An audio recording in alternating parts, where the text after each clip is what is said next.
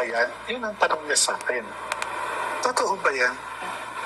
Sabi ko, Mama, yung ano na yan, ako nakapirma dyan. Sabi ko. Sabi niya, paano yan? Nakausap na ba si, sabi niya, si Francia? Sabi ko, oh. Ano sabi niya?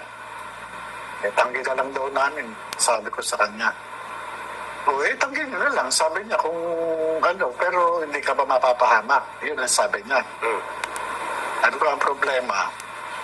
Pag tinanggi ko ito, at nakuha nila yung original na dokumento at dinala doon sa question document ng NBI o ng PNP, ikukumpara yung pirma ko at saka yung hawak nilang dokumento.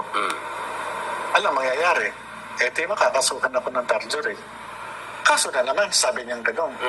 Hindi ka pa nga nakakabangon